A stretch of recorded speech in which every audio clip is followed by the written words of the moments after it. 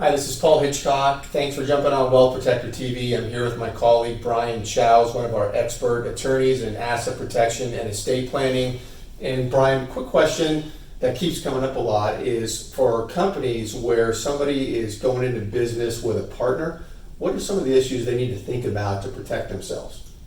That's a great question, Paul. I think the biggest takeaway when you're talking about starting a business with somebody else is to measure twice and cut once. I think a lot of times with entrepreneurs, right, they have an idea, they want to just jump in and start doing stuff, right? But a lot of times having a little bit of planning can go a long way. And I think the biggest thing to consider is the entity structure, because a lot of times partners, they don't have any formal agreement. They just kind of start making widgets and they go, right? Right. And if you do that and you don't have any planning up front, then the default is you become a partnership, a general partnership. And this is probably the worst way to structure your business. Why? What happens? One, because again, there's no formal rules written on how you're going to engage with your partner, and even more importantly, everything's open-ended from a liability standpoint, right? So when you're a partnership and you're acting together, then essentially what happens is you're both equally responsible, or what's called in the legal world, what's called jointly and severally liable for each other's acts, right? So if your partner does does something really bad, right, then that liability can extend to you. What if they have like a rental property, for example, and something bad happens over there and they're getting sued?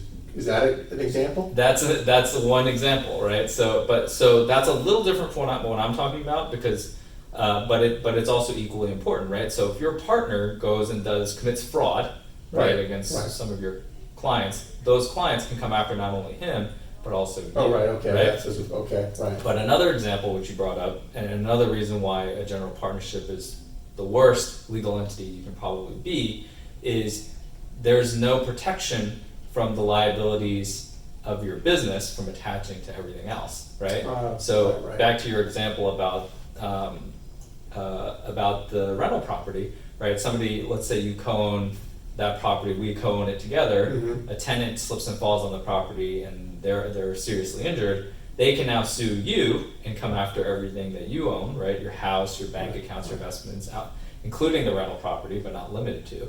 And they can also come after me and all of my stuff because we're partners and we're co-owners. Jeez. So there's unlimited liability there. So that's really, really bad. And I guarantee you a lot of small, business owners or even, healthy businesses probably aren't thinking about this very often. Do you find that to be true? Yes, that happens all the time. Luckily, we have, the clients come to us because they have that some inkling that they need to do some planning, right? So, and most of our clients see the value in that, but they don't always start out that way, right? So, right. And the solution then is to avoid that is what? So, I would seriously consider, and it varies from case to case, but I would say for most clients, if you're going into business with partners, forming some sort of entity like a corporation or an LLC provides a lot of benefit because it'll limit the liability of the business to the assets of the business, right? So again, if we co-own that rental property together, we have that same slip and fall,